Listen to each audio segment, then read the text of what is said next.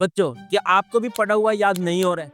आपकी half yearly खराब हो गया, डर है कि कहीं प्री बोर्ड भी खराब ना हो जाए, उसमें फेल ना हो जाए या फाइनल एग्जाम्स में अच्छे मार्क्स ना आए। या आप जिस भी कॉम्पिटिटिव एग्जाम की तैयारी कर रहे हैं, आपका जेई है, नीट है, सीयूईटी है, उसमें अच्छी रैंक ना आए, तो आपके साथ ये नहीं होगा।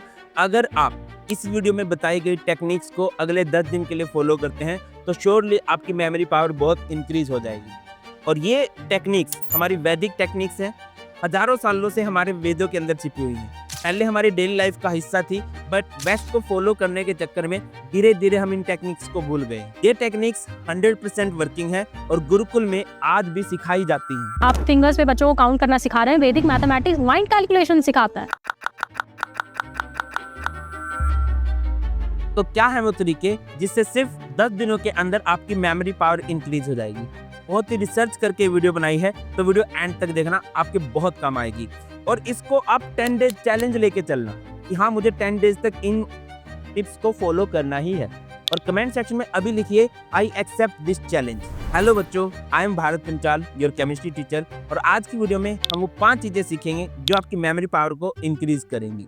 इससे पहले कि हम उन 5 चीजों को सीखें, आपको अपने ब्रेन के बारे में समझना होगा कि हमारी 2 तरह की मेमोरी होती है, short term memory and long term memory.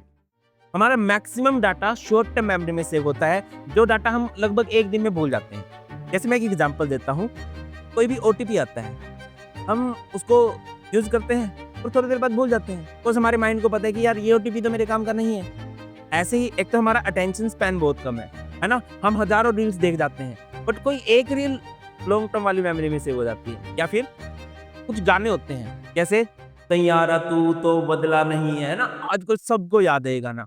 जब ठुमक ठुमक जांदी है माइये दे नाल, ये भी सबको याद है ना। या फिर जब आपका मोबाइल नंबर होता है, वो भी मोस्टली को याद होता है, क्योंकि इसमें हमारे ब्रेन को पता है कि हाँ यार, ये काम की चीज है, ये थोड़ी इंटरेस्टिंग चीज है, इसको मैं लॉन्ग टर्म की मेमोरी में सेव कर लेता हूँ। तो बात सिंपल सी है, अगर आपको चीजों को लंबे समय तक याद रखना है, तो आपको डाटा को अपनी लॉन्ग टर्म मेमोरी में सेव करना होगा। और उसके लिए आपको अपने दिमाग के साथ खेलना होगा, आपको अपने माइंड को टिक करना होगा, जिससे कि कुछ समय पहले पढ़ के भी आपको चीजें लंबे टाइम तक याद रहें। और इसके लिए कहीं और जाने की जरूरत नहीं है, इसका आंसर हमारे वेदों में छिपा हुआ है। 5000 साल पुराने हमारे वेदों में हमारे हर क्वेश्चन का आंसर है। तो चलो शुरू करते हैं 5 magic Vedic tips to increase memory power. और इसमें हमारे 3 पिलर हैं, श्रुति, स्मृति एंड ध्यान। गुरुकुल में हर शिष्य यानी स्टूडेंट को बड़े बड़े ग्रंथ, बड़े बड़े हमारे वेद याद करने होते हैं, और वो इन 3 वैदिक पिलर के बिना पॉसिबल ही नहीं है। तो सबसे पहले श्रुति पर आते हैं। श्रुति का मतलब होता है सुनना, बट गुरुकुल में श्रुति का मतलब सिर्फ सुनना नहीं, जबकि उस पर प्रतिक्रिया करना भी बताया जाता है। हम कुछ भी पढ़ते हैं या कुछ भी सुनते हैं, तो हमारा दिमाग उस पर रिएक्ट करता है, और साइंस की लैंग्वेज में इसे इनकोडिंग कहते हैं। जब भी हम कुछ सुनते हैं, तो दिमाग में कई सारे क्वेश्चंस पैदा होते हैं, जिससे कि वो सुना हुआ डाटा हमारी थॉट प्रोसेस का हिस्सा बन जाता है। हमारे माइंड में नए न्यूरल कनेक्शन बनने लगते हैं। जैसे आप सबने ताजमहल के बारे में सुना होगा, है ना। जैसे मैंने ताजमहल बोला, 100% आपके दिमाग में बहुत सारी बातें आई होंगी, बहुत सारे बच्चों के दिमाग में ताजमहल की एक इमेज आ गई होगी। किसने बनाया, किसके लिए बनाया, कहाँ पर बना हुआ है, कैसी उसकी शेप है ना। क्योंकि हमारे माइंड में ऑलरेडी इसके बहुत सारे कनेक्शन हैं। जब हमने पहली बार सुना होगा, हमारे टीचर ने हमें बहुत सारी बातें बताई होंगी, ऑलरेडी बहुत सारा डाटा ताजमहल के बारे में हमारे माइंड में है। तो यही तरीका आपने हर एक कंसेप्ट के साथ लगाना है। जब भी कुछ सुनो, जब भी कुछ पढ़ो, उसके साथ जुड़ने की कोशिश करो, उसके हर एक पहलू पर विचार करना है कि हाँ, ये क्या है, इसने इसके बारे में बताया था, क्या क्या इसका फायदा है, क्या क्या इसका नुकसान है, क्या क्या इससे होने वाला है। नेक्स्ट और बहुत इंपॉर्टेंट है स्मृति। स्मृति का मतलब होता है दोहराना। जब भी कोई चीज पढ़ो, उसको माइंड में दोहराओ। आपने देखा होगा, गुरुकुल में बहुत सारे स्टूडेंट, बहुत सारे शिष्य मंत्राज को चैंट करते हैं। आपको लगता होगा कि ये तो रट्टा है, बट वो रट्टा नहीं है, वो पढ़ा हुआ है, वो उनको रिकॉल करते हैं। ब्रह्मार्पणम ब्रह्म हवि। Now it's time for memorizing Sanskrit shlokas. समझो कि आपका दिमाग एक मसल है, आप उसकी जितनी एक्सरसाइज करोगे वो उतना स्ट्रॉन्ग बनेगा, और आपको अपने दिमाग को स्ट्रॉन्ग बनाना है। तो सबसे पहले जब भी आप अपने नोट्स उठाओ, जब भी आप कुछ पढ़ो, उस कंसेप्ट को समझने की कोशिश करो, और फिर दिमाग में उसको दोहराओ, उसको याद करने की कोशिश करो। इसमें आप एक चीज ये कर सकते हो कि जब भी आप कुछ पढ़ रहे हो, उसको रिकॉर्ड कर लो और फिर इसको हेडफोन लगा के सुनो।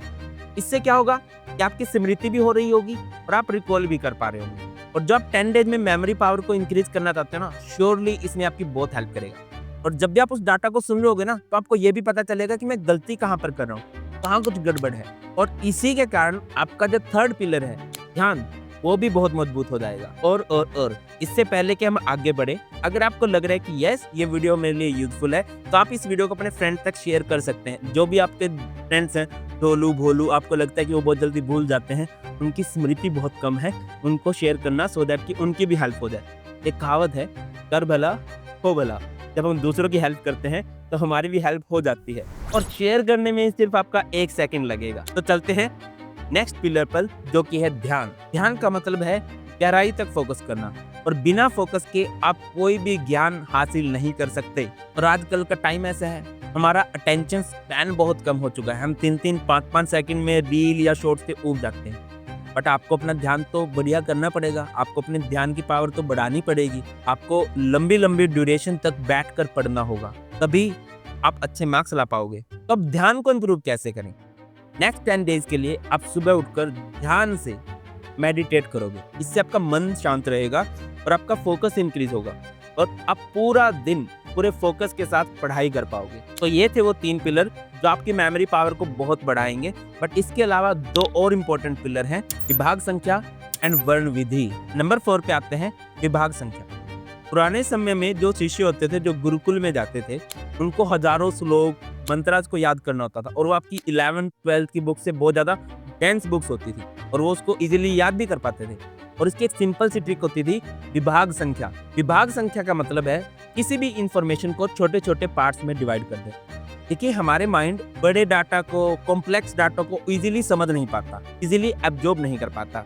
जब किसी भी इंफॉर्मेशन को, किसी भी कंसेप्ट को हम छोटे छोटे पार्ट्स में डिवाइड कर देते हैं, तो हमारे माइंड को वो डाटा एब्जॉर्ब करना थोड़ा इजी रहता है। तो जब भी आप कोई कंसेप्ट पढ़ो, उसको easy to read, easy to absorb बनाओ। अब आपको भी अपनी बुक के साथ यही करना है। जब भी आप कोई नेक्स्ट चैप्टर पढ़ते हो, उसको छोटे छोटे सेक्शन में डिवाइड करो, उसको छोटे छोटे पार्ट्स में डिवाइड करो, है ना। उन छोटे छोटे पार्ट्स को पढ़ो।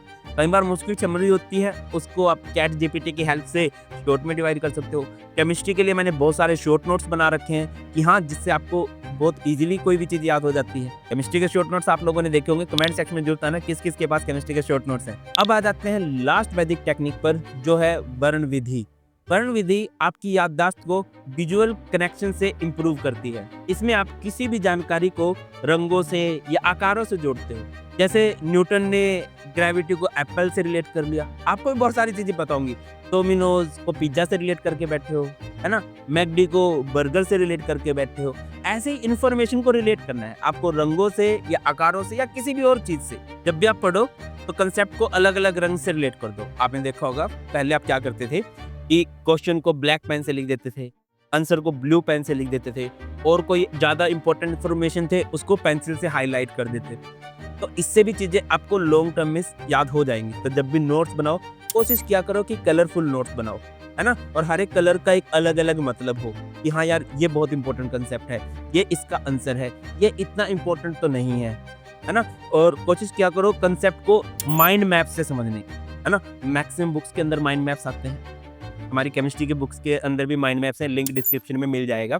तो जो माइंड मैप्स होते हैं ना, चीजें रिलेट कर पाते हो, इसका मतलब ये है, इसका मतलब ये है, और वो भी आपको लॉन्ग टर्म के लिए याद हो जाता है। बाकी बच्चों, एक दिन में कोई महान नहीं बनता। आपको स्टार्टिंग में एटलीस्ट 5 डेज के लिए फर्स्ट 3 पिलर पर फोकस करना है, श्रुति, स्मृति एंड ध्यान। एक कहावत आपने सुनी होगी, करत करत अभ्यास के जड़मति होत सुजान, रस्सी आवत जात के सिर पर पड़त निशान। करत करत अभ्यास के जड़मत होत सुजान, रस्सी आवत जात ही सिल पर होत निशान। कि जब आप बार बार अभ्यास करते हो ना, बार बार प्रैक्टिस करते हो किसी भी चीज की, तो आप उसमें इंप्रूव करने लगोगे। करत करत अभ्यास के जड़मति होत सुजान। अगर बार बार प्रैक्टिस की जाए तो जो जड़मति है, जड़मति कहा जाता है एक मूर्ख को जिसमें दिमाग नहीं है, वो भी सुजान हो जाता है, वो भी एक सज्जन पुरुष बन जाता है, वो भी एक दिमागदार बन जाता है। रस्सी आवत जात के सिर पर पड़त निशान। जब रस्सी बार बार आती जाती है ना, तो सिर पर जो पत्थर होता है उस पर भी निशान पड़ जाता है। आपने देखा होगा, ये तो एक बात है। या फिर पत्थर पर बार बार पानी जब गिरता रहता है ना, तो पानी तो एक बहुत ही लाइट सी चीज, पत्थर कितनी हार्ड चीज है, और उस पर भी निशान पड़ जाता है। तो प्रैक्टिस आपको परफेक्ट बनाएगी, ठीक है। पहले आपको 3 पर फोकस करना है, और जब आपको लगे कि हाँ, मेरी माइंड पावर इंक्रीज हो रही है, फिर आपको 2 टिप्स भी फॉलो करनी है। और इन दी एंड बस ये बोलूँगा, अगर आपको वीडियो हेल्पफुल लगी है, चाहते हो और ऐसी वीडियो को देखना, तो चैनल को सब्सक्राइब कर लेना, अपने फ्रेंड्स के पास शेयर कर देना। कुछ भी डाउट्स हो, किस टॉपिक पर वीडियो चाहते हो, कमेंट सेक्शन में बता देना। दैट्स ऑल, ख्याल रखिए। जय हिंद।